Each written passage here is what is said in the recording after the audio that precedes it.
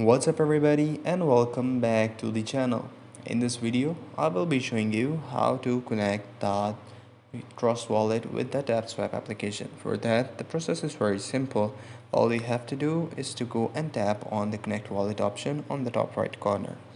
So once you will do it, it will show you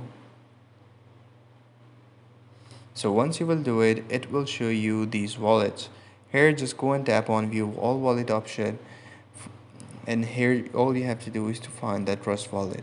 For currently Trust wallet is not available to be paired with the Tapswap application.